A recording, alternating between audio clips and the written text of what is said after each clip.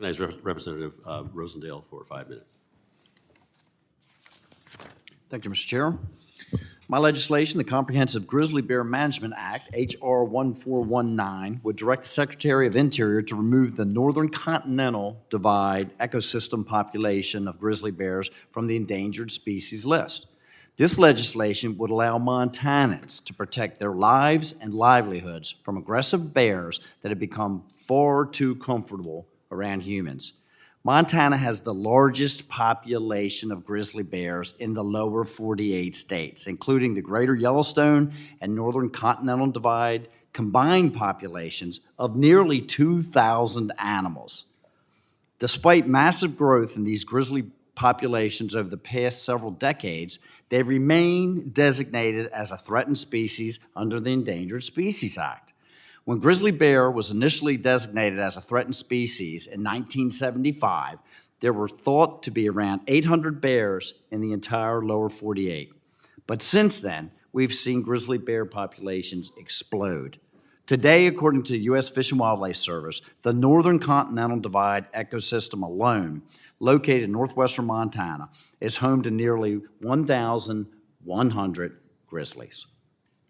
The grizzly bear is thriving. They're growing around 3% each year in northwestern Montana, and they've even begun to move outside of their designated recovery zones. I'm glad we were able to recover from the critically low grizzly bear populations that we saw back in the 70s, but it has not come without significant drawbacks. Human-bear conflicts have risen significantly as bear populations expand into historically unpopulated areas. And when they do so, they pose a serious risk to residents who live there. Grizzly bears are predators. There's a small handful of members on this committee that actually have grizzly bears in their districts. And the bureaucrats working for the government agencies headquartered in Washington, D.C. certainly don't live amongst grizzly bears. Yet these bureaucrats and some members of this committee insist on telling Montanans how they should go about their everyday lives by keeping the species listed without ever feeling the impact of that decision. In 2022, there were nearly 150 confirmed or probable claims of livestock predation caused by grizzly bears in Montana alone, costing hundreds of thousands of dollars.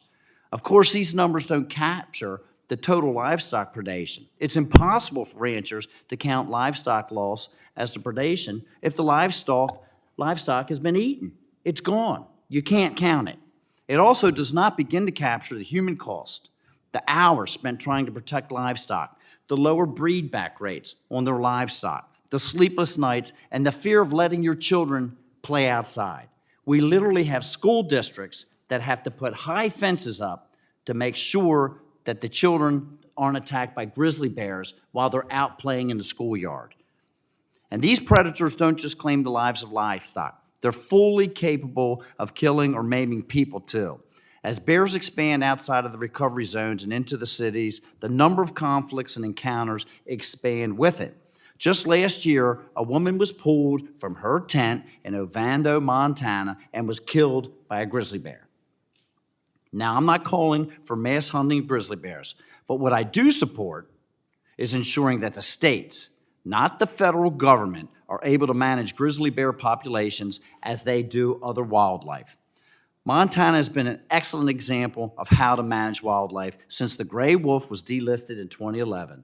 And as Representative Huffman stated, we have increased hunting. We have increased trapping. And the reason that we have done so is because the gray wolf population is about 10 times the target population.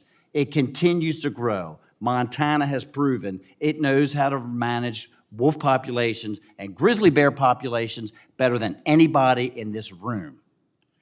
As long as grizzly bear is designated as a threatened species on the Northern Continental Divide ecosystem, state management of the species is hamstrung, and my constituents can't defend their property from predators. The science does not support keeping grizzly bears listed as a threatened species. The U.S. Fish and Wildlife Service tried delisting the grizzly bear several times, but has been overruled by judges influenced by their liberal agendas. This is unacceptable and must be reformed. Thank you, Mr. Chair. I yield back. Thank you. I now recognize Representative Hageman for 5 minutes. Thank you, Mr. Chairman.